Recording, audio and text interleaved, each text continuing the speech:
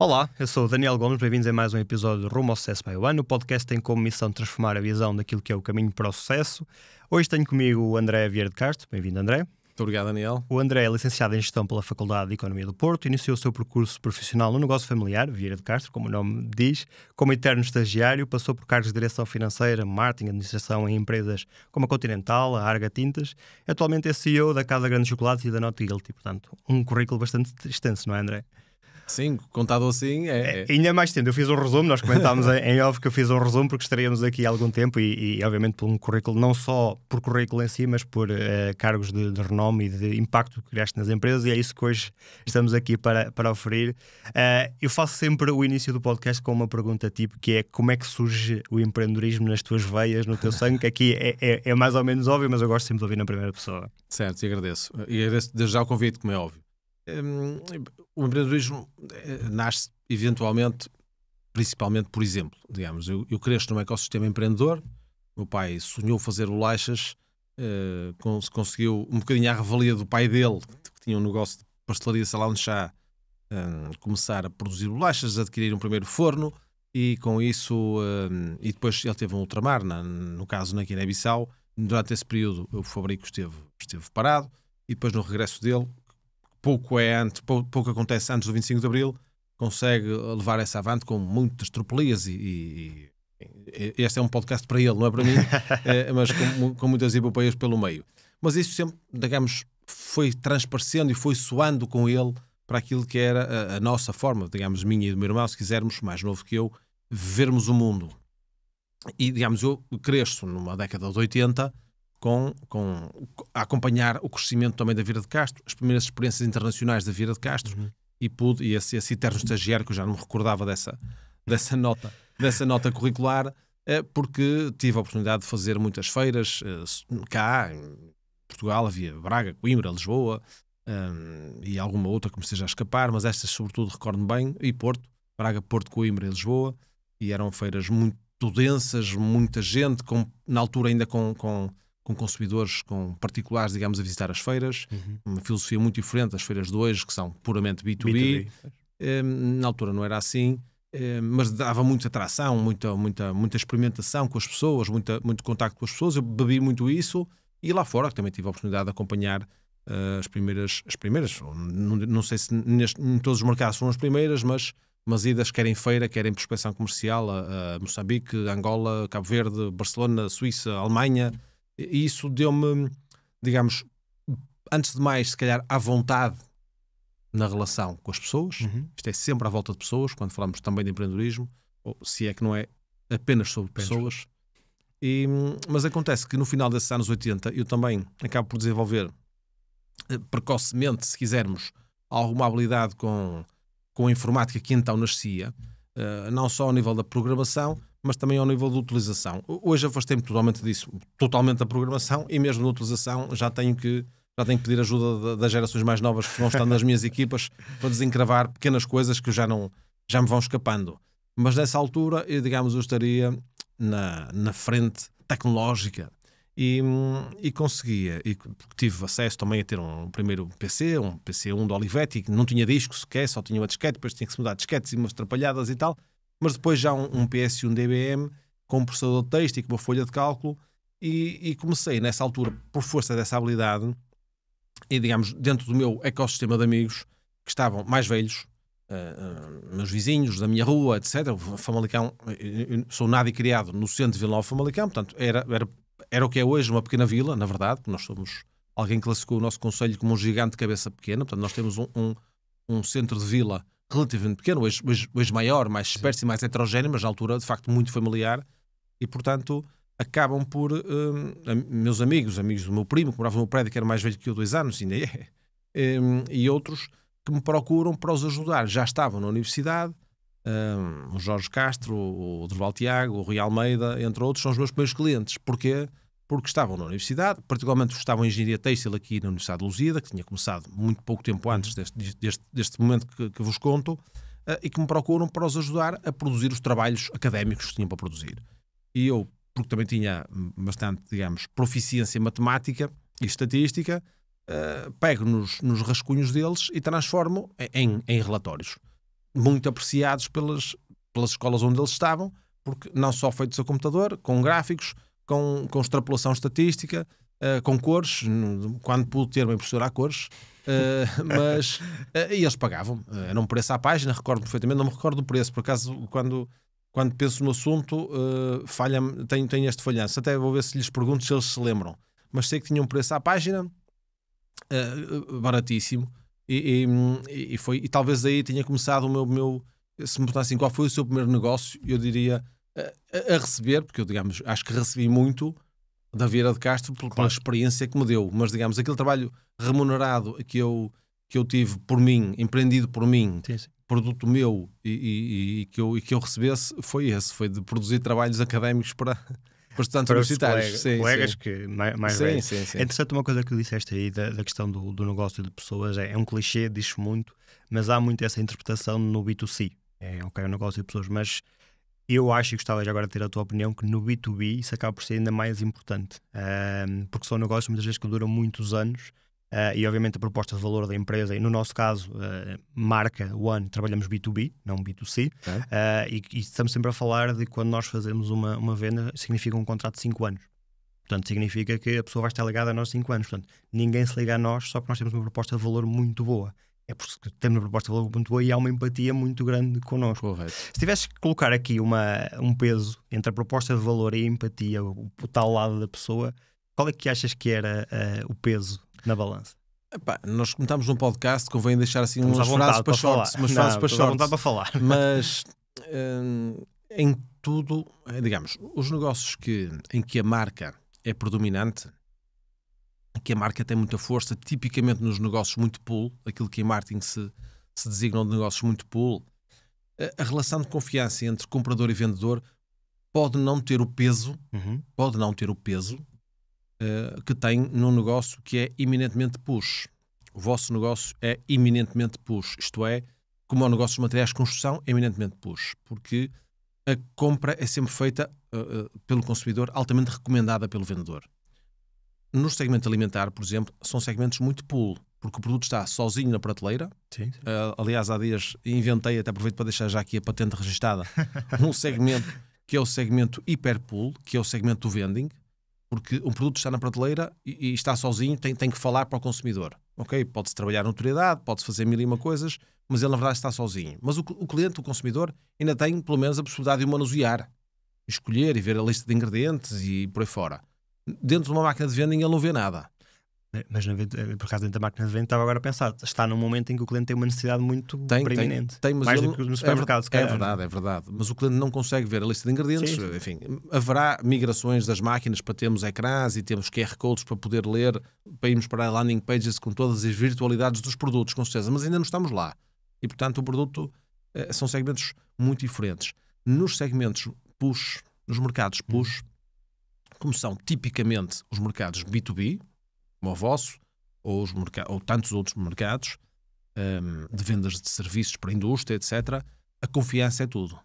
Nesses negócios, sim. Eu diria, mais do que tudo, é a confiança que as pessoas são capazes de estabelecer entre comprador e vendedor, assim, figurando isto para o teatro de vendas. Engraçado que na empresa que representas atualmente, a Notguild, a Casa Grande Chocolate, tu tens um bocadinho das duas preocupações. Tens o B2B, porque o teu cliente que compra é a empresa, que tem o supermercado, mas depois tens de ter preocupação porque tem que ser atrativo na prateleira, que tens o B2C que vai comprar, não é? Então... Isso é um tipicamente, quase todos os segmentos em Portugal e no alimentar todos, não há nenhum B2C puro, a não ser no negócio online ou nas lojas físicas. Sim. Nas outras, onde isto não se... Nós também temos uma loja online, mas isso não permite a sustentabilidade da nossa empresa. Claro. Também temos venda na loja física que temos como outlet da fábrica aqui em Vila Nova de Famalicão, mas isso não representa nada de relevante. E, portanto, quase todos os negócios que são B2C são um B2B, entre parênteses, to C. Porque há sempre um retalhista no meio. A questão tem mais a ver com a comunicação. Comunicas para o retalhista ou comunicas para o público? Se comunicas para o público, o teu negócio é um B2C. Se comunicas para o teu intermediário ou utilizador, tipicamente o B2B é alguém que vai utilizar o teu produto e não que vai revender o teu produto. É normalmente assim que se organiza isto. Mas sim, nós temos essa nuance. Sim, nós temos exemplos até na área do franchising, McDonald's, Domino's, etc., que te comunicam nas duas vertentes e na realidade o cliente do McDonald's não, porque eles têm 50-50, mas de Domino's eu creio que só trabalham em regime de franchising. O cliente deles é o cliente B2B, é as lojas que eles têm para vender pizzas, mas eles estão constantemente a comunicar é B2C para garantir que têm clientes a entrar nessas lojas, não é? Essa ativação. Mas voltando aqui um bocadinho para o teu percurso e as aprendizagens do percurso, que desviámos aqui um pouco, tu tens aqui, quando acabas a tua licenciatura, tens aqui um percurso mais tradicional empresarial, Continental, a Arga Tintas, etc. E outras que eu não coloquei aqui porque efetivamente o currículo era extenso. Pergunta um bocadinho provocatória. Para quem achas que, para quem quer criar um negócio de sucesso, é importante este percurso pela veia mais tradicional empresarial, por conta de outrem, ou achas que mergulhar de cabeça no empreendedorismo é mais interessante e mais do que o outro caminho? Não há uma resposta para essa questão. Há coisas, há lados positivos e lados negativos. O empreendedor jovem é mais, tipicamente, mais romântico, mais sonhador, mas também por isso mais ousado.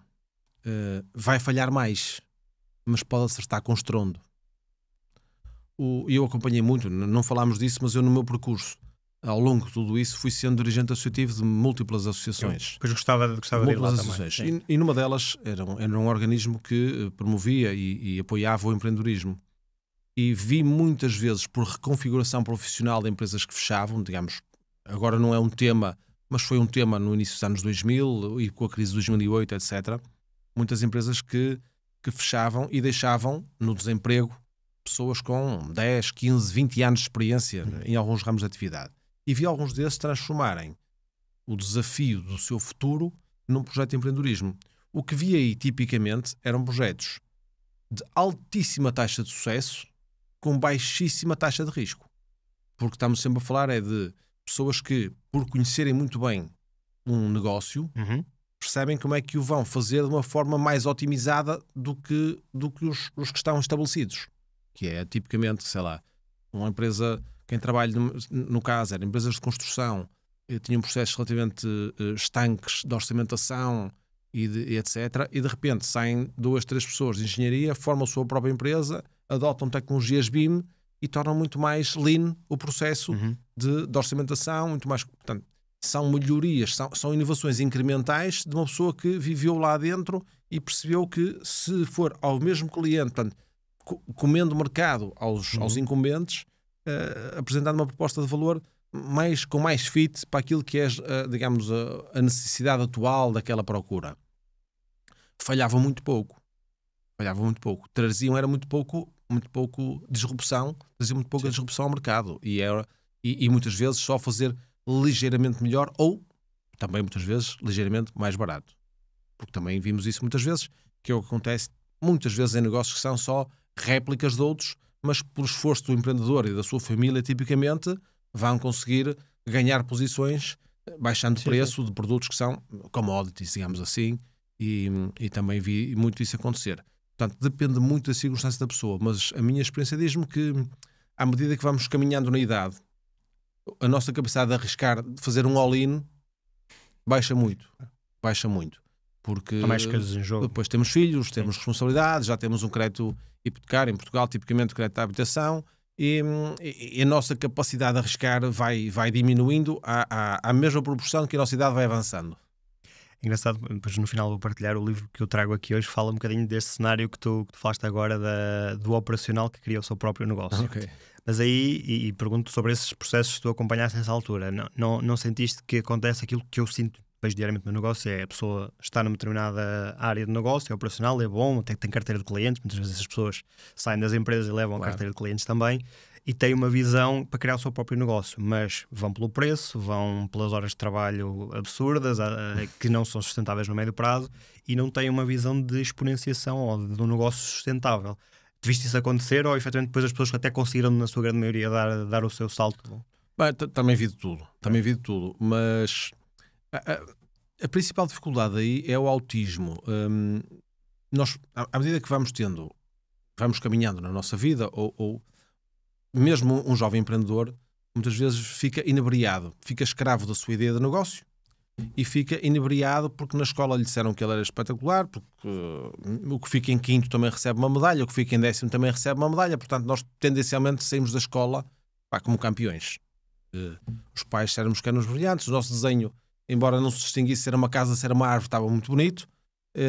Ficámos em último num corta-mato, mas que bom que participaste. E portanto nós temos na nossa tradição mediterrânica muita dificuldade digamos, em classificar, em avaliar. Veja-se a dificuldade que temos em criar sistemas de avaliação de desempenho a sul da Europa.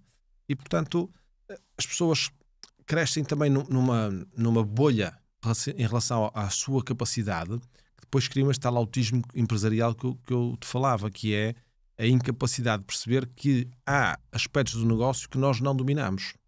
E, portanto, eu vi, há dias perguntavam-me, ou eu refletia sobre empreendedor ou ideia, e eu sou 100% empreendedor. Há pessoas que, pelo perfil delas, vão ser capazes de qualquer ideia transformar num negócio. Melhorar, aprimorar. E há outras pessoas que, nem com a mais brilhante ideia de negócio na mão, vão fazer dela um negócio. Por presunção, porque acham que sabem, porque acham que... Por tal autismo. Essas têm o autismo que o sistema de alguma forma nos traz.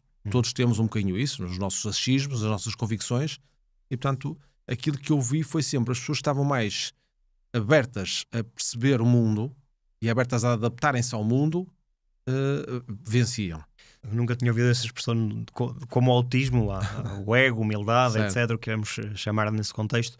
E é uma ratoeira.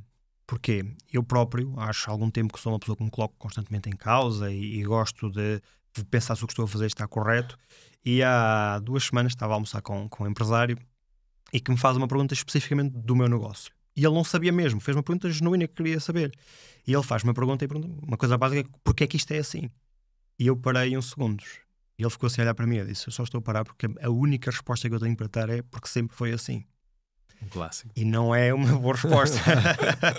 Tanto que nesse dia chego ao escritório, escrevo lá na parede: porque é que estamos a fazer isto? Porque sempre foi assim ou porque tem que ser efetivamente assim? Porque pode ter sido sempre assim e ter efetivamente que ser. Claro, sim, não temos que ser disruptivos em tudo, que às vezes hoje em dia cria-se essa cultura que o disruptivo é que tem que ser bom e temos que ser disruptivos em tudo. Mas a verdade é que, por muito que nós nos coloquemos em causa, às vezes até, por exemplo, ter uma visão de fora, ter contactos com outros negócios, faz sentido para nos ajudar a abrir a mente. Até vou trazer isso aqui, tinha aqui a nota.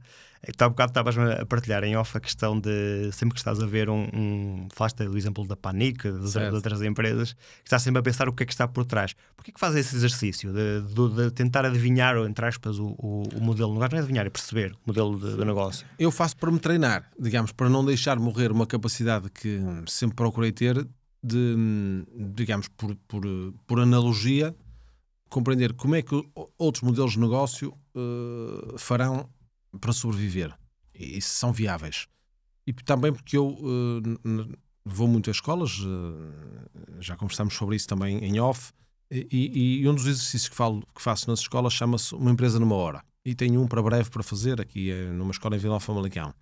Uma Empresa numa Hora é um bocado a réplica desse exercício que eu faço e que sempre convoquei as minhas equipas para fazerem à exaustão, que é: se vamos no carro, se estamos parados no trânsito, ou se estamos em casa no sofá, e pensar o quiosque da nossa rua, a farmácia da nossa rua, ou a empresa de fiambre que nós estamos em casa a abrir, que estrutura de empresa terá?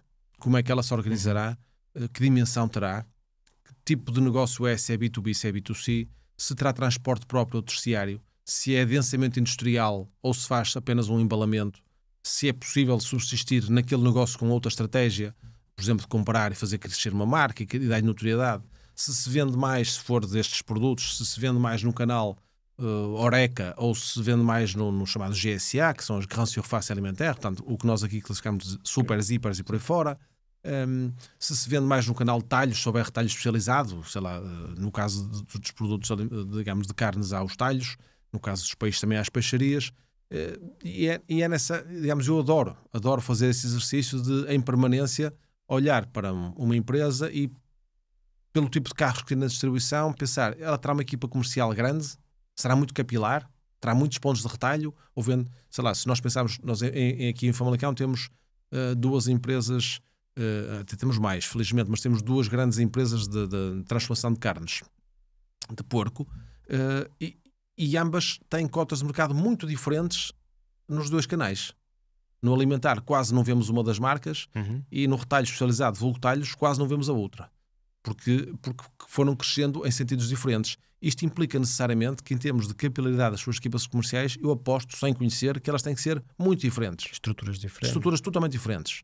Muito diferentes. Eu até diria que a prazo, até a sofisticação das suas equipas e a forma como elas veem o mercado é diferente. Porque o cliente tipo com quem elas lidam e criam as tais relações de confiança são muito diferentes. Porque, necessariamente, quem está no negócio de retalho especializado, nomeadamente talho, tem umas rotinas de vida, de horários e etc., muito diferente do comprador profissional das grandes superfícies. E isso traz a prazo, por mimetismo, níveis de sofisticação diferentes nas empresas. E, na verdade, isso até consegue praticamente, estamos a falar há pouco até da questão financeira em off, e agora até estava a pensar nestes exemplos que estavas a falar e estava a pensar que consegue perceber uma coisa, que é, se eu estou a trabalhar com grande distribuição, provavelmente estamos a falar de uma equipa comercial mais pequena e margens mais pequenas, estou a falar com o retalho especializado, estamos a falar de margens maiores, equipas comerciais maiores para conseguir também chegar custos last mile muito mais altos, não é? Porque distribuições, peso por entrega muito mais baixo.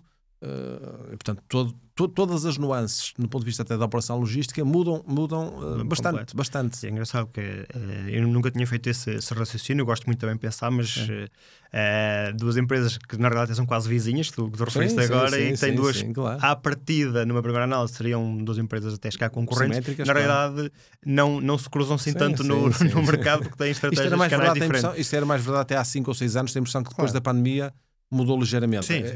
Estas duas em causa, digamos, hoje há digamos, alguma sobreposição, parece-me, dos canais onde ambas estão. Mas até à pandemia isto era óbvio. Isso é outra coisa muito interessante, que é, depois da pandemia, nós vemos muitas empresas que estavam muito preocupadas no B2B e que passam para estar preocupadas também em ter um canal B2C, muitas delas com pouca expressão, mas começam a denotar essa preocupação. Tu, agora falando aqui na questão da Not Guilty, da Casa Grande de Chocolate, sentiste que isto foi uma necessidade depois da pandemia, ou foi algo que, outros fizeram, nós também temos que estar presentes para não perder este canal também? O que eu vejo, primeiro vou falar isto genericamente. Genericamente, o que eu vejo, tipicamente, é muitas empresas com muita confusão estratégica. Isto é, não tem uma estratégia. Sim. Diria que não há confusão, não há estratégia. Não há estratégia e a única estratégia é ir a todas. E isso é tipicamente é um erro típico das empresas, que é, e nós próprios, que é não querer perder oportunidades. Chama-se isso processo de desqualificação. Também já tenho falado sobre isso. Será fear of missing out, FOMO? É um bocado um FOMO, mas um FOMO de leads. O fear of missing out é mais no sentido de nós está-nos a passar grande coisa ao nosso lado e nós não vermos. Aqui é um fear of missing out leads, um FOMO. Porque claro, se nós vendemos só para retalho, mas há um consumidor que nos aborda, a tentação de lhe vender é muito grande. Mas isto até é no inbound. E até especificamente, onde eu vejo com mais apreensão, quando vejo as empresas em outbound a ferirem aquilo que, para mim, seria uma estratégia clara que eles deveriam ter. Se nós não definimos um ponto de chegada, o nosso caminho vai ser totalmente itinerante. Não é? Totalmente itinerante. Qualquer não serve. E, portanto, definir as personas que são os avatares dos nossos clientes é o primeiro momento. Quer dizer assim, quem é que nós queremos servir? Quem é que nós queremos servir? Se nós queremos servir estas pessoas e estas pessoas, nós não queremos servir estas. Se não queremos servir estas, não vamos servir estas, vamos desqualificá-las. Isto é muito óbvio nos clientes, nos mecanismos que têm um negócio quase essencialmente online, onde a desqualificação tem que ser feita. As imobiliárias fazem-no. Tem que se desqualificar, tem que se perceber logo à cabeça se tem budget, se não tem budget. Não adianta mostrar todo o nosso portfólio de produtos a clientes que não têm condições para comprar ou para arrendar. Sim. Primeira coisa, mas foi uma coisa que se aprendeu. Porque esse funil não existia, não é? Foram os americanos que trouxeram essencialmente isso para Portugal, com a Remax inicialmente. Porque nós temos que desqualificar. E nós também temos que desqualificar o cliente que no nosso caso alimentar, e já trazendo para nós, foi uma coisa que a pandemia veio baralhar muito isto. Porque se as empresas já tinham esta falta de confiança na sua estratégia, o que isto demonstra é falta de confiança na sua visão. Eles definem uma visão, os que definem, mas enfim, ela existe sempre, mais ou menos formal, mas ela existe. E depois começam a hesitar perante o seu segmento de mercado que tinham pré-definido, começa a falhar, porque vem uma pandemia, porque há uma crise global, porque whatever, e depois começam a vamos a tudo, vamos também ver, é como se nós vendêssemos material informático para lojas informáticas, não é? E de repente as pessoas estão todas em casa, está toda a gente a pedir material informático, nós temos que aproveitar. Até pode ser, mas tem que ser uma coisa pensada, formatada, conversada com o retalho, porque depois há o day after. Depois há o day after. E muitas empresas tiveram muita dificuldade em regressar, porque ou não desqualificaram e passaram a tentar resolver todos os canais, e depois negligenciam o serviço após-venda, negligenciam a responsabilidade até civil que isso traz, em algum tipo de artigos que tem essa responsabilidade inerente, e o dia a seguir traz uma ressaca muito difícil para os negócios, e a prazo, as empresas que... tipicamente é impossível eu falar numa conversa destas sem falar de consistência. Consistência. No fim, quem ganha é quem tiver consistência. É quem for uma vez, quem for duas, quem for três, quem for quatro. E, portanto, aquilo que eu vejo nessas situações é falta de consistência, é falta de coragem de manter uma estratégia, e nisso até tenho que louvar bastante aquilo que foi a postura da Casa Grandes Chocolates Not Guilty, que está na terceira geração, digamos assim, porque ela nasce do sonho dos seus fundadores, que era um casal, ela ligada, digamos, à indústria da moda e ele à arquitetura, e que sonham fazer em volta da marca Casa Grandes Chocolates um projeto aspiracional de chocolate, um high-end, produzido from scratch, digamos, refinando o cacau para produzir chocolate, que em Portugal praticamente até somos o maior nacional, porque maior do que nós só há a Imperial, e a Imperial é espanhola, e portanto todos os outros compram já chocolate feito para derreterem, facilitando e transformarem nos seus produtos finais. As marcas mais reconhecidas portuguesas, que até têm cadeias de pastelarias e por aí fora, não lhes vou dar boleia, não vou pôr as marcas deles, mas não produzem chocolate, usam chocolate e fazem coisas belíssimas com isso, mas não produzem chocolate. Portanto, este sonho mais idílico da Casa Grandes Chocolates, que chegou a ter chocolatarias próprias, portanto, aí era claramente uma marca de segmento alto, aspiracional e com lojas próprias para servir clientes e, digamos, ter este contacto, esta intimidade com o cliente. Depois, este negócio é vendido a uma capital de risco, e esse é um momento importante na cronologia da história da empresa e nesta, digamos, neste atravessar mais tarde da pandemia, porque aí percebe-se que há uma tendência muito grande dos produtos saudáveis, dos produtos sem açúcar, e é quando nasce a marca Not Guilty. A marca Not Guilty engloba todo o portfólio de produtos sem açúcar, alguns vegan, mas todos sem açúcar, chocolates, creme, e aparece também nessa fase os cremes de barrar, manteiga de amendoim, cremes de avelã e cacau, etc., que são muito menos sazonais. E particularmente nos chocolates cria-se uma narrativa em torno da marca. Uma narrativa do saudável, do sustentável, do respeito pelo trabalho escravo, etc., que há alguns anátemas associados à produção do cacau ou à apanha do cacau, se quisermos, na sua origem, e é criado todo este storytelling de que a empresa nunca abdicou, mesmo ela mais tarde tendo sido vendida, no pré-pandemia, ao grupo Waterbunkers, que detém, ou tinha 100% até à minha chegada, agora sou sócio minoritário da empresa, e esta é a terceira geração. E aí a aposta foi diferente, foi uma aposta de aproveitar a capacidade industrial que temos de refinação e, portanto, tornar-nos um player industrial do mercado. E isso, na pandemia, não mudou. E a tentação era muito grande. A tentação era muito grande. Embora tenhamos uma loja online, a verdade é que a empresa até desinvestiu na sua promoção nas redes sociais, investiu bastante no seu chão de fábrica e transformou-se naquilo que é hoje, como eu acabei de dizer há pouco, o segundo maior operador em Portugal, o maior de capital português, na produção de chocolate. O que esperamos que a prazo, ainda não acontece ao dia de hoje, mas esperamos que ainda a prazo isso possa significar uma vantagem competitiva que com a tal consistência, a empresa abdicou de, digamos, aproveitar o momento da pandemia para, por exemplo, forçar o seu negócio online para aumentar o ticket, para aumentar a base de clientes, etc. Não quer dizer que não pudesse ter feito sem ferir a sua estratégia, mas simplesmente o seu foco não foi aquele. O seu foco foi alargar a base industrial, tornar-se um player para outras marcas também, fazendo private label e assumindo-se como um fabricante relevante de chocolate em Portugal e cremes de barrar, mas especificamente no chocolate, que é aquilo que nos traz mais notoriedade, e foi consistente com isso. E, portanto, a empresa teve a coragem, com os seus sócios, seguramente, a financiarem uma exploração profundamente deficitária na altura, não deixando de cair a equipa, não deixando de cair o know-how, aquele conhecimento que existe da produção do bom chocolate, e assim chegamos até ao dia de hoje. Claro que nós ainda hoje temos um negócio também online, que é B2C puramente, que queremos melhorar, queremos expandir, também porque ele é depois um canal por efeito spillover de crescimento de notoriedade da marca, mas onde nós verdadeiramente queremos crescer é naquilo que é a nossa capacidade industrial e ter produto no retalho alimentar, nos supermercados e nas grandes cadeias, dependendo das gamas. Há gamas que estão no retalho especializado e gourmet, e outras que estão, praticamente a Not Guilty toda, no retalho alimentar, generalizado ou genérico. E temos que ser firmes nisso.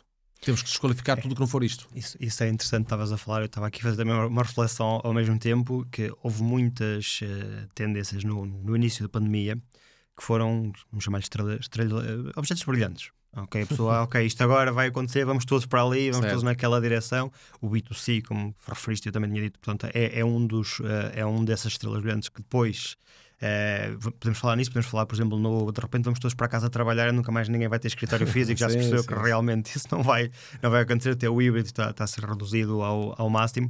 Mas há outra questão aqui que falaste aí, que tem a ver com a consistência, que eu acho que é muito importante, e nem é só a consistência, depois os valores da empresa, e até às vezes esqueces de parceiros de anos. Eu vou falar agora de um exemplo outra área, que estava a falar esta semana com uma pessoa da área das viagens, e houve muitas cadeias hoteleiras que passaram a trabalhar muito B2C, que não faziam.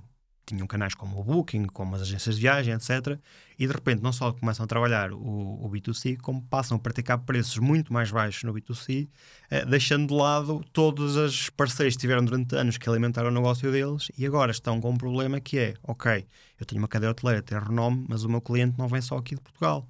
Não vai só pesquisar hotel XPTO, vem de todo lado, e o Booking começa a cobrar taxas mais altas a estas cadeias, porque durante a pandemia quiseram roubar-lhes cota de mercado. Portanto, isso acontece. Falaste aí de outra coisa que eu queria questionar, que é a questão dos valores cada vez mais vincados, da sustentabilidade, de ter preocupação com a origem das matérias-primas. Tu achas que isso é, no dia de hoje, impactante para a escolha de consumo de uma marca e terá tendência a aumentar no futuro? Essa preocupação. É mais fácil responder à segunda questão. Acho que claramente vai ter mais influência no futuro. Ao dia de hoje, facilitando e com o risco de ser mal interpretado, mas eu diria que em Portugal nós todos queremos salvar o mundo e depois chegamos à prateleira e compramos o mais barato.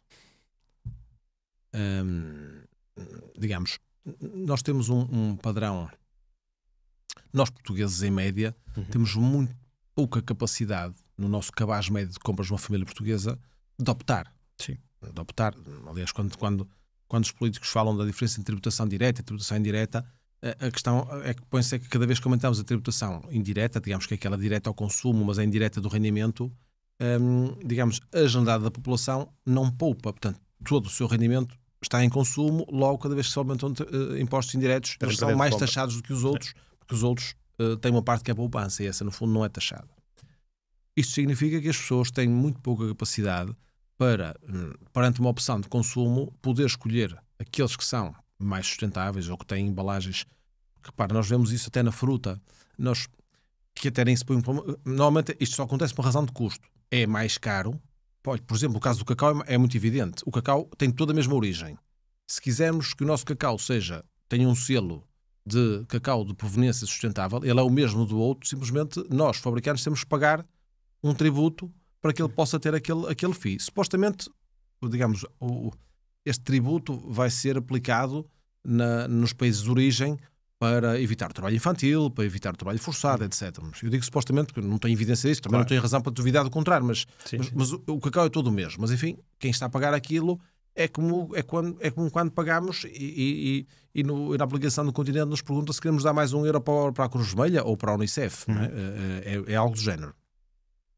E as pessoas, nós temos produtos com e sem, e nós temos, ou seja, a elasticidade de preço ainda assim é muito elevada. Nós temos, particularmente nas tickets de consumo diário, eu diria que ao dia de hoje ainda não temos um país, porque não pode, há quem diga, eu gosto muito da expressão, é que é mais fácil ser sério com dinheiro no bolso. E, portanto, nós como temos um cabaz médio de compra das pessoas que não se pode dar ao luxo de escolher um mais caro em detrimento do mais barato, e tipicamente o sustentável é mais caro na produção. A prazo deixará de ser, porque há muitas coisas que deixam de estar disponíveis e depois já só há um nível de preço. Porque o caro e o barato é sempre uma questão de relativo. Há muitas experiências dessas de posicionamento de preço, exercícios aliás que eu faço muito em escolas e em universidades, A nossa ancoragem de preço é sempre por comparação, não é? Por exemplo, a Apple teve sempre 3 opções, o número mágico na Apple é o 3, porque nós estamos treinados para 2 opções, é acertar ou falhar. Sim. E, portanto, a Apple teve sempre 3 opções, 3 modelos, 3 cores de capas, 3... não havia outra coisa. Só na pandemia é que mudou. Mas até lá foi sempre 3, era o número mágico. E, portanto, nós não conseguimos no linear num mercado tão pulo como este, porque no mercado push, em que a venda é feita com a persuasão do prescritor, Sim. seja o moderador imobiliário, seja o atendedor numa loja física de materiais de construção, em que tipicamente o consumidor sabe muito menos do que o comprador, há prescrição de quem está na loja para forçar a venda. Nessa altura, esses argumentos são capazes de nós conseguirmos criar uma convicção, explicar o storytelling e até, eventualmente, conseguir o tal sobrepreço que estes produtos têm que ter pelo custo que têm. Não é porque o storytelling é bonito e eles ficam e dá para ter mais margem, não é? Isso está em causa. Eles são mais caros a produzir, têm que ser ligeiramente mais caros a vender. Mas num mercado tão pulo como é o mercado alimentar e produtos tipo snacks, etc., torna-se muito difícil que ele sozinho comunique isto. Tem que se criar uma nuvem digital hoje em torno do produto muito forte, muito cara, para que haja uma notoriedade top of the mind, para que as pessoas digam, vou levar este, que nem olham para o preço, vou levar este porque estou a comprar cacau, porque estou a ajudar, whatever, não é? Nós, Not Guilty, não temos capacidade ao dia de hoje de o fazer de uma forma massiva. Temos aí uns truques na manga, mas não se consegue ainda fazer passar. Mas, enfim, no segmento em que temos que apostar em... Essa questão que você aí do mercado push, eu sinto, pelo menos no mercado imobiliário, que isto tem sido uma tendência muito nos últimos anos, que já não é tanto assim de nós termos o poder de empurrar as pessoas. Hoje em dia as pessoas têm no bolso uma coisa chamada smartphone, que tem toda a informação. Aliás, certo. O que acontece hoje em dia, eu falo isto muito com as equipas, estas têm que ter cuidado quando o telefone toca, o cliente sabe mais do que vocês naquele segundo, porque ele está a ver a informação toda online e vocês têm 30 produtos debaixo da vossa carteira, vão ter que ir pesquisar para saber o detalhe e o cliente sabe isso. Isso não será uma tendência de começar a desaparecer, de que eu acho que isto, e falo muitas vezes sobre isto, que o vendedor típico que nós conhecemos tem tendência hoje em dia a ser cada vez mais um consultor, é aconselhar, está aqui a informação, vou dizer aquilo que o cliente não está a ver para ele tomar a decisão. Achas que vamos continuar a ter em alguns ramos esse empurrar? Eu gosto de um conceito que eu tenho alguns amigos meus com quem já partilhei palco que se vão rir, porque vão já dizer que é impossível eu falar para um microfone ou para uma plateia sem falar nisso. Mas eu tenho uma cartilha que é do Vortex Tecnológico e aplica-se muito aí. Eu falei, aliás, na conferência da One sobre isso. Eu julgo que sim. Falei de certeza porque chegaram a mandar a fotografia com um desenho que eu fiquei muito orgulhoso de conseguir desenhar o Vortex, que é na verdade, o Vortex é uma força centrípeta, digamos, uma força centrífuga é o que atira tudo do centro para as margens. Uma força centrípeta é aquela que aproxima tudo do centro. E o Vortex Tecnológico existe porque há negócios, e eu costumo dizer até que eu estou a falar dos negócios, não sei se estou a falar da sua vida, não é? Mas há pessoas que estão nas franjas deste Vortex. São mais acomodadas à mudança ou são negócios que não são tão pressionados por isso. Tipicamente é um negócio de transporte de mercadorias. O negócio está na franja, dir-me-á. Sim, mas eles têm softwares para otimizar as rotas e têm softwares para controlar os horários e os discos e etc. dos motoristas. Com certeza que sim. Mas eu diria, com grande probabilidade de acertar, que são os mesmos de há 5 anos. E daqui por 5 anos vão ser mais ou menos estes. Bom, já lá vamos se vão ser estes aqui a 5 anos ou não. Há negócios que estão mais no centro deste vortex. São negócios onde a densidade tecnológica é muito grande e onde o negócio tem que se adaptar permanentemente sob pena de ser cuspido fora. Porque a velocidade instantânea é a mesma, quer lá em cima, quer cá fora. Mas como a curva é muito larga, vai devagar, mas consegue dar a curva. Ora, a questão é que dar uma curva muito mais apertada à mesma velocidade lá de cima significa que é difícil manter-nos grip ao caminho. Portanto, ele é expulso fora. O que é que pode mudar aqui? E, portanto, a propósito disso, claro, há negócios que estão mais lá fora e esses vão mudando devagarinho e a gente nem se percebe das mudanças, só quando olha para trás e ao fim de 10 anos assim, olha, houve aqui uma evolução, mas continuamos na franja. Os negócios do meio ou se adaptam ou morrem. Nós já temos lojas de ouro, já deixámos de ter lojas de ouro, agora temos pop-ups imobiliárias e barbeiros e depois vamos ter... Foram alterações na oferta e na procura que trouxeram isto. Mas há negócios que podem mudar da noite para o dia. O caso dos transportes de mercadorias é um deles, porque a partir do momento em que se autorizar a condução autónoma de veículos pesados, e está para acontecer, na Alemanha particularmente, e especialmente de noite vai acontecer isso para muito breve, nós vamos ter uma alteração total, em que empresas gazela, que são empresas que não eram transportes, mas que eram tecnologia, podem mudar de posição para serem líderes de mercado. Porque particularmente o transporte intra-europeu, intracomunitário, não é? Um caminhão que vem da Alemanha para Portugal tem um problema com as horas do motorista. Tem que trazer 2 homens, ou então demorar 3 dias, porque ele tem que dormir na fronteira em Estrasburgo, depois não pode aos domingos andar em Espanha, e depois por causa dos horários. Ora, mas se ele vier a conduzir sozinho, é capaz de... Eu admito que durante alguns anos ainda tem aqui lá um motorista, mas ele pode ir dormir e não vai contar nada, não é? E portanto, isto pode fazer com que o negócio que está nas franjas deste vortex, à velocidade que está, de repente passe para o centro. E as empresas que estavam habituadas, ou as pessoas, porque uma vez mais, eu não sei se estou a falar só de empresas, as pessoas que estiverem habituadas a uma determinada velocidade de adaptação a alterações do contexto, vão ser cuspidas fora. Estavas a falar nos transportes de mercadoria, só me vem à ideia aqueles testes que nós vemos da Amazon nos Estados Unidos com entregas por drones, por uma série de robôs que lá está. E aqueles túneis como que também tem para Las Vegas e com etc, tudo isso, não é? Eu acho que neste momento de que nós vivemos da aceleração tecnológica, são poucos os negócios que se podem dizer, não estou aqui na curva de fora, lentamente, não preciso me preocupar com a alteração. Não, isso é um conselho que eu também dou sempre, que é, independentemente do ponto onde cada um esteja, construir cenários de absurdo é decisivo. É decisivo. Porque o absurdo pode acontecer amanhã de manhã. E portanto, cenários há um nome para isso, falha-me agora, mas cenários de catástrofe. Porque pode haver um incêndio no maior fornecedor, quer dizer, uma empresa que está aqui e que está bem e que só depende, está tudo bem desde que tenha borracha, e a borracha vem de um fornecedor que é só um, assim, pôr esses riscos numa matriz e perceber qual é a probabilidade deles acontecerem e qual é o impacto se esse evento acontecer, há riscos que as empresas não podem correr. Aí podemos ter aqui um podcast só à volta disso. Nós temos exemplos não só de empresas que estão dependentes de um fornecedor, como de um cliente. Claro, temos um caso aqui, acho que era aqui da Zona Norte, Barcelos, se não estou em erro, que uma fábrica têxtil que estava dependente da Triunfo, que tinha 90% da produção era da Triunfo, e a Triunfo deslocaliza a operação e a fábrica fica sem negócio. Tocando nesse assunto, e nós estamos a fugir um bocadinho aqui às perguntas que eu tinha previsto, mas está a fazer sentido, portanto vamos continuar. Mas há aqui uma pergunta que eu tinha aqui, que eu costumo fazer, que é: como é que qual é que é a tua abordagem para os problemas, para os piores dias do negócio? E vou trazer aqui uma coisa que eu não conheço o seu negócio, mas tenho só ouvido falar agora na comunicação social, na questão da subida do preço do cacau, por exemplo. Certo. É, se calhar, um problema, não sei se é uma ameaça, mas é um problema no teu negócio. Como é que se lida com este género de problemas no dia-a-dia? Qual é que é a tua abordagem? A vida ensinou-me que eu corro, faço trail, e já andei de bicicleta, e na bicicleta ainda é mais evidente, mas no trail também, eu já tenho a minha dose de sinistros. Quando olhamos para os pés, caímos sempre.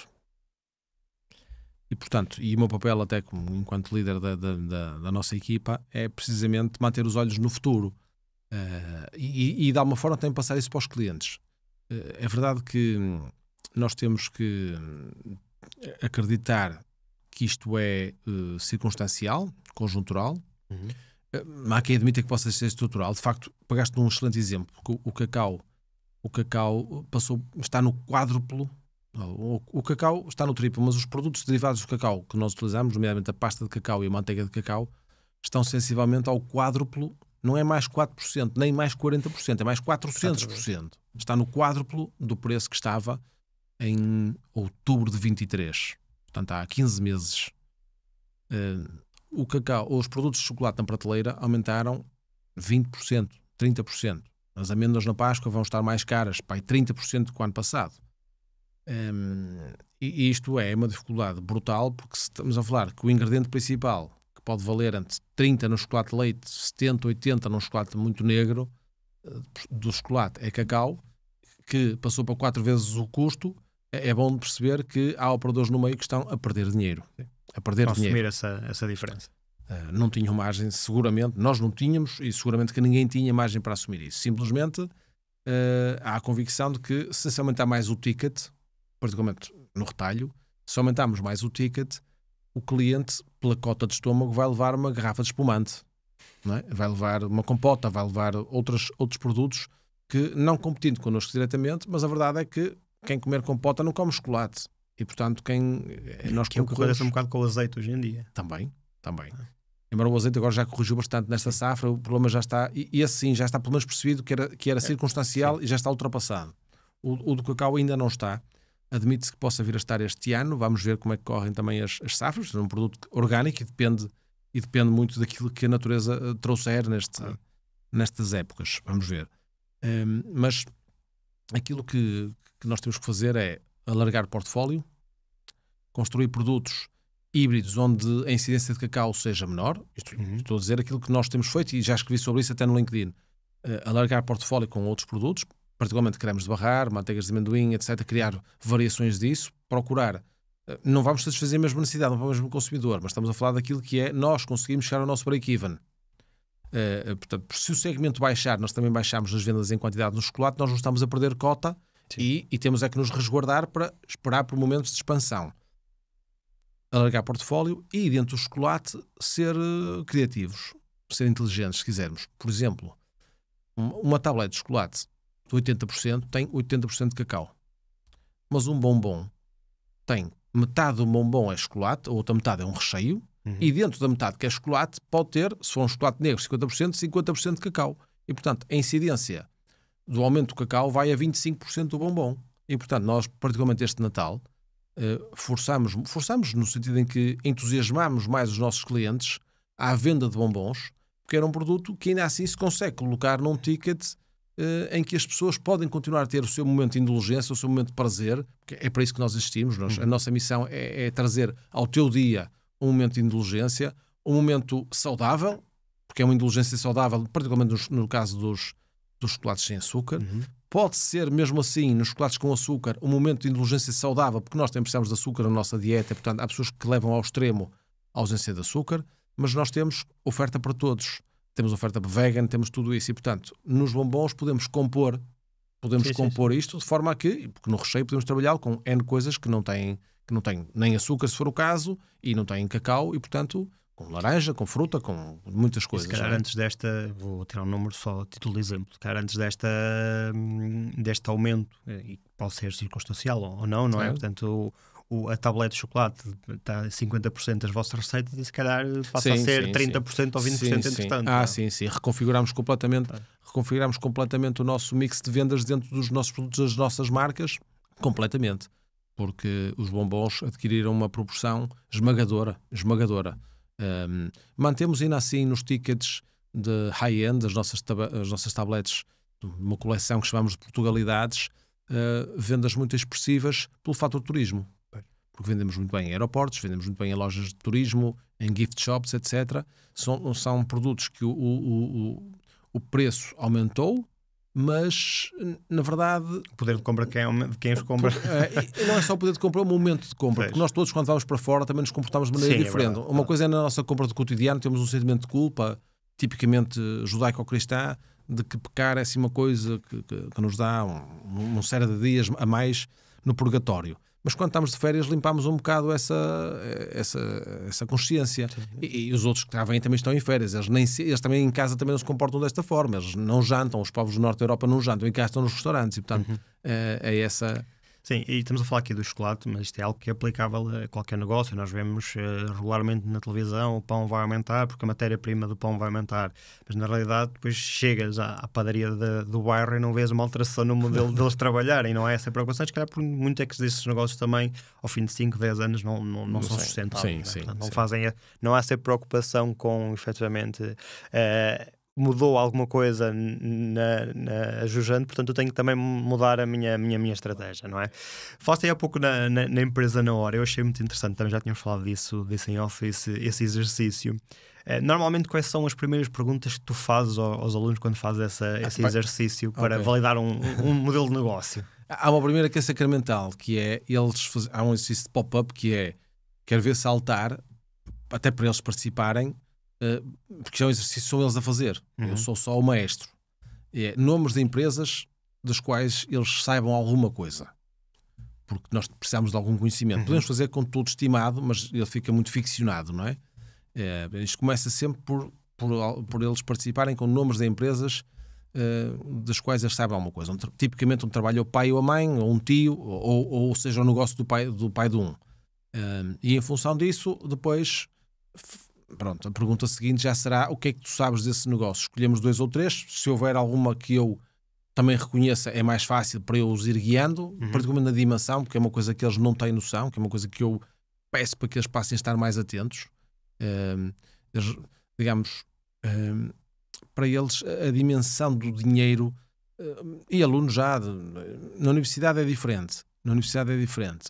Digamos, o grau da fruição disto é muito grande, mas um aluno, e é feliz-me isso, que um aluno de 17 anos que esteja até em áreas, se for em técnico profissional de contabilidade, de economia, finanças, até gestão comercial, se perguntar quanto é que fatura uma empresa, pode dizer 1 ou 40 milhões, a mesma empresa.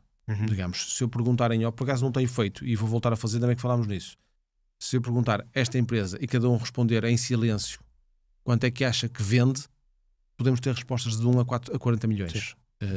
O que revela digamos, muito pouca, digamos, adesão à realidade. Não é? Quer dizer, será que isso não acontece com os nossos empresários também? Se chegas a noutras realidades, sim. Se calhar não nessa proporção, porque essa parte do negócio, essa esperteza do negócio, todos têm, acho eu.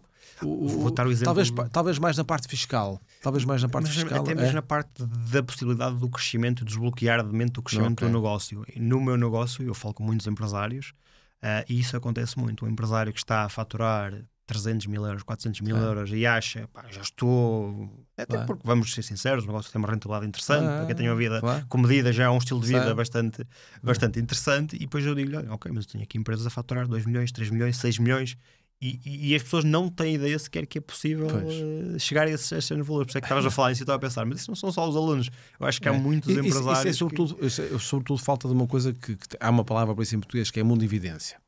As pessoas não têm... Isso, enfim, não queria falar bem de mim, embora seja fácil, não é? Sou um amor. Mas tu não falas, quem é que quer falar? Desculpa. Mas o facto de eu ter tido a oportunidade de viajar, agora já toda a gente viaja, não é? Mas viajava no tempo em que ninguém viajava, muito menos conhecia mercados, no final dos anos 80, início dos anos 90, deu-me uma noção de dimensão muito diferente.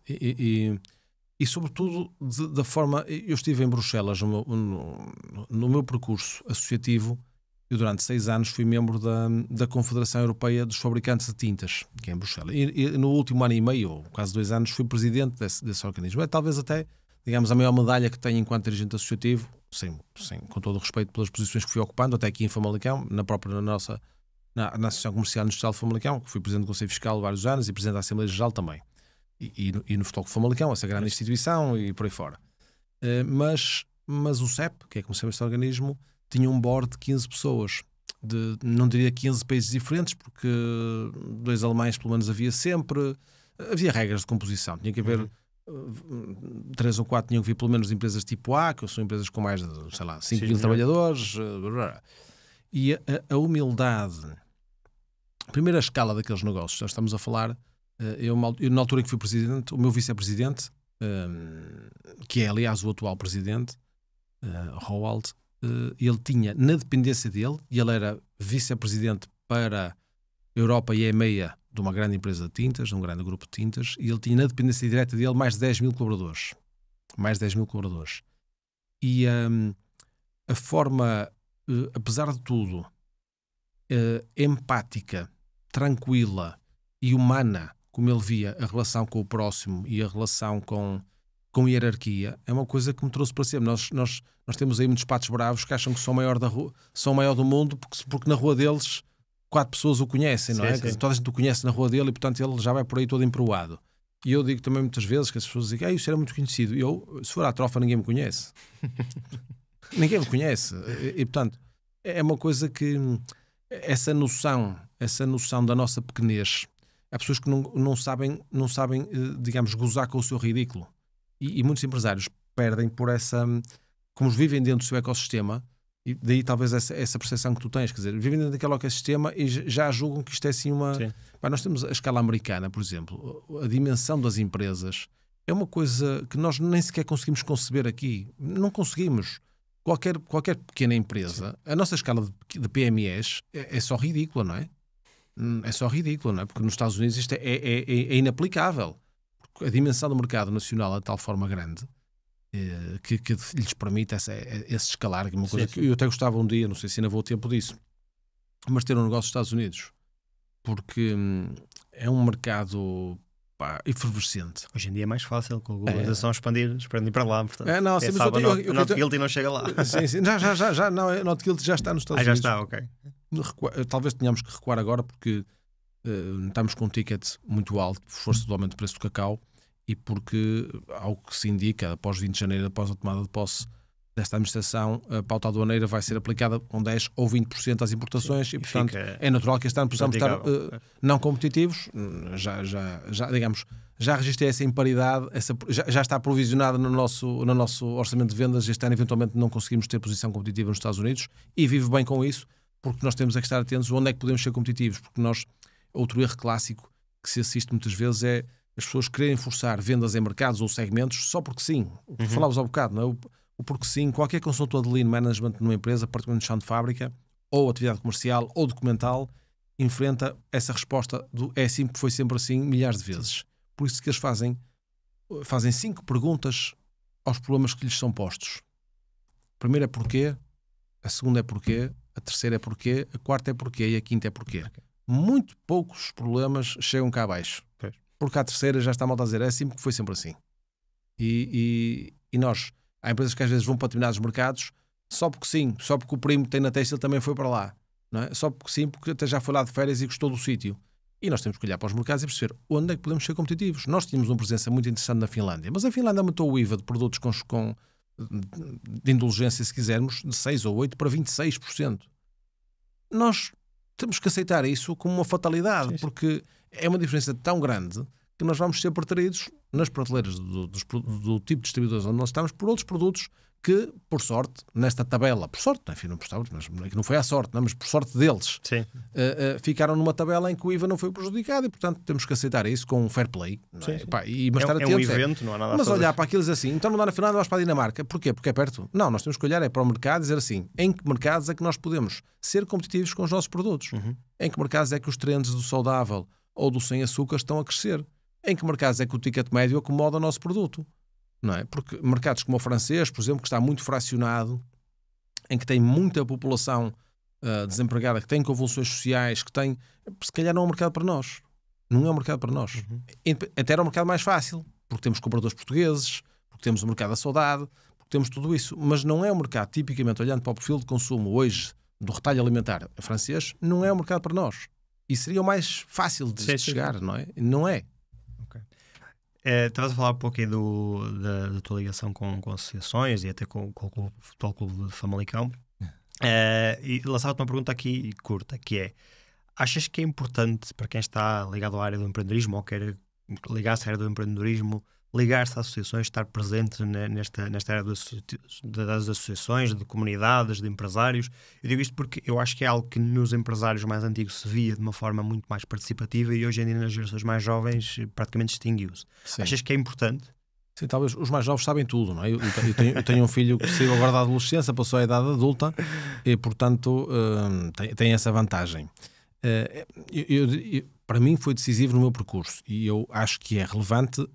Não necessariamente as associações. Há aqui dois lados. Uma coisa é para o próprio, outra coisa é naquilo que ele vai contribuir para a sociedade, para a sua comunidade. E eu sempre fui muito movido pelo meu contributo à comunidade. E, portanto, para o próprio, há as associações, mas há outros mecanismos. Porque o que é importante para o próprio é não se fechar no tal autismo. O autismo é uma coisa espontânea na nossa vida. Porque nós vamos dizendo que somos excelentes, vamos conseguir uma coisinha ou outra. Os que estão abaixo louvam o chefe porque faz parte do protocolo empresarial e, portanto, a malta acha-se que é um tipo bestial. Se estas pessoas não se relacionar em ecossistemas, e há grupos de empresários, como há os BNIs da vida, como há associações cívicas, isto e aquilo, se a pessoa não se envolver nisso e não participar de tertúlias, de discussões onde pode falar abertamente de problemas onde pode perceber que os seus problemas também são os dos outros, onde pode mostrar as suas fragilidades sem medo de ser ridículo.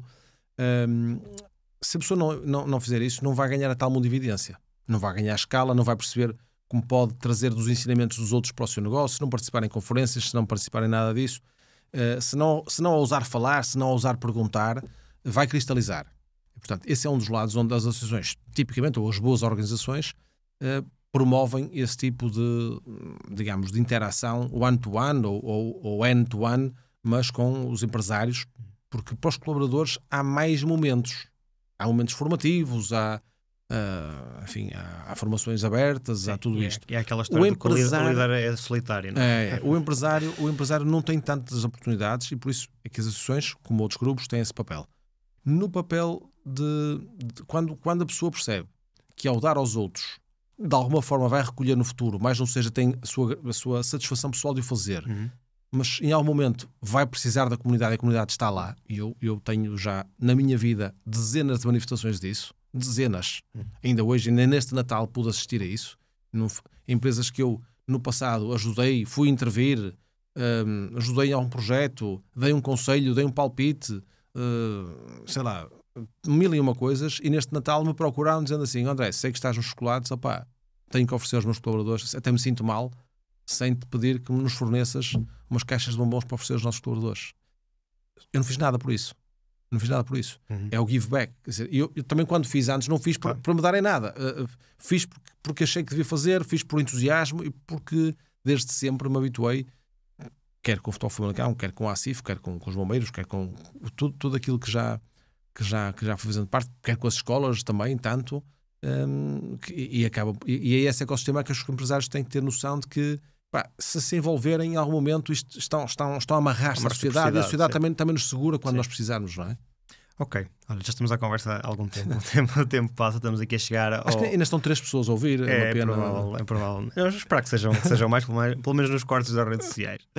Olha, temos aqui 2 momentos finais no podcast. A primeira delas, eu costumo lançar o desafio de, se pudesse dar só uma dica de alguma coisa que alguém tem mesmo que fazer para ser empresário, empreendedor, um livro, uma experiência, já deste algumas, obviamente, uma formação, o que é que tu dirias a essa pessoa? Um livro que não tem a ver com empresas, nem com empreendedorismo, nem com nada, porque eu acho que a primeira coisa que as pessoas têm que fazer é encontrarem o seu propósito. E há um livro que acho que deve ser de leitura obrigatória, que se chama O Homem em Busca de um Sentido, de Viktor Frankl. E é uma coisa que é um livro. O Viktor Frankl é um psicólogo que fica preso durante a Segunda Guerra Mundial, portanto, num campo de concentração, e a forma que ele encontra para ele sobreviver é tocante, como são todas essas histórias, mas é um ensinamento. Aliás, ele depois, em função disso, cria mesmo um ramo da psiquiatria em função disso. Que agora me escapa o nome, não é ludoterapia, mas é parecido. E tem a ver com, talvez, logoterapia. Tem a ver com a capacidade que nós temos de, se nós tivermos um objetivo final, um objetivo para a nossa vida, nós deixamos de ter o tal problema de olhar para os pés e tropeçar. Quer dizer, aquilo que, não é o que nos acontece que nos afeta, é o que nós deixamos, é o que nós permitimos que aquilo nos afete. Claro. E, portanto, as críticas dos outros são naturais, as ofensas dos outros, as agressões dos outros, tudo isso é fácil encontrarmos exemplos de pessoas que, no mesmo contexto, foram agredidas, foram isto, foram aquilo, e o que fizeram no dia seguinte, levantaram-se e foram. Sim. Levantaram-se e foram. Fizeram daquilo até uma força. E, portanto, é um livro que, mais do que os outros, ler e compreender aquele. Depois eu teria que recomendar o Chegar e Vender, de José Carlos Pereira, não só porque o prefácio é meu, mas porque por acaso ainda não li, tirando este romantismo do homem em busca de um sentido, se calhar trazendo isto para o pragmatismo da vida real, porque é um livro que concentra em uma forma muito prática uma série de abordagens ligadas à venda e que desconstrói muitos das pessoas acham que fazem as coisas bem, mas nunca pensaram nelas, e desbloqueia muitos medos e dá muitas pistas também sobre o neuromarketing, sobre como entender o próximo e como criar canal com essa. Olha, eu trouxe aqui que acho que até já foi recomendado aqui para alguém no podcast de forma breve, e eu gostava de falar um bocadinho dele, que não sei se conhece, o Build to Sell. Não. Basicamente, a premissa principal deste livro é que todos os negócios deviam ser criados para vender. não para vender no sentido literário de vender, mas para estruturar a empresa para que funcione sem o líder. Porque a premissa de vender é o líder sai, o negócio continua a funcionar e a pessoa que entra consegue colocá-lo a funcionar. E na realidade ele chega até a dar dicas muito práticas de como vender o negócio, como criar uma avaliação, etc. Mas principalmente os primeiros 2/3 do livro, as primeiras 12 dicas é efetivamente como estruturar um negócio que está apto para ser vendido, mas também para não ser vendido, até porque depois ali isto é quase uma história contada com estas dicas, e há uma parte do livro que a pessoa até coloca em causa se é ético vender o negócio, tendo em conta que agora cresceu e as pessoas cresceram com ele, etc. Portanto, é um livro que eu recomendo muito, e que mesmo para quem está a arrancar um negócio já tem aqui dicas muito práticas de como estruturar o negócio, como deixar o negócio, até porque o livro começa por aqui, naquilo que eu disse há pouco, do negócio operacional, que depende daquela pessoa, e como deixar de depender daquela pessoa. Tem dicas muito, muito práticas. O último momento aqui do nosso podcast é uma pergunta mistério que foi deixada, olha, pelo João Oliveira, que tu conheces, o CEO da One. Eu não conheço, não sei qual é a pergunta ainda, vou ler lá agora aqui também, que é: se pudesse mudar algo no teu percurso entre o equilíbrio profissional e familiar, o que tinhas feito melhor e o que aconselhas que os outros possam fazer melhor? Epá, isto era melhor ter sabido antes para pensar em algo espetacular. Todos nós temos um momento em que nos penalizamos por aquilo, pelo tempo, pela coisa. Eu nunca fui me castigar por isso. Eu vivi até hoje apaixonadamente pela vida e gostei muito de tudo que acertei e de tudo que falhei. Gostei muito. Eu aprendi há muitos anos, já tive muitas coisas a correr muito mal, muitos episódios de erros, de azares, de burlas até, de coisas que me aconteceram a mim, ao meu pai, por aí fora, ao meu núcleo. E uma coisa que eu sempre mantive foi um espírito de ainda bem, tudo o que aconteceu, ainda bem, porque vai ser espetacular resolver isto. E ainda agora no negócio escolar se me acontece isso. Portanto, eu não consigo olhar para trás e penitenciar-me ao ponto de dizer assim, o que é que eu mudaria no equilíbrio da minha vida profissional e pessoal. Quer dizer, eu cresci num contexto de profunda felicidade. O meu filho tem agora 18 anos e cresceu num regime de profunda felicidade, porque apesar de tudo sempre soube manter, enfim, com falhanços neste caminho, com curvas, mas um equilíbrio. Quer dizer, acho que não há assim nada nesse equilíbrio não há assim nada que me penitencie de uma forma que eu faça aqui uma contrição pública sobre esses momentos. Ok, está tudo bem. Depois vou-te pedir também que escrevas uma pergunta para o nosso próximo convidado. Olha, André, mais uma vez obrigado. Acho que temos aqui muito sumo que as pessoas podem levar. Foi muito... fugimos um bocadinho ao que tínhamos previsto, mas fez-me sentido e decidir por esse caminho. Sigam as redes sociais do André, nós vamos deixar no episódio, na descrição do episódio, e também as redes sociais do podcast para estarem sempre a par. Até à próxima. Muito obrigado.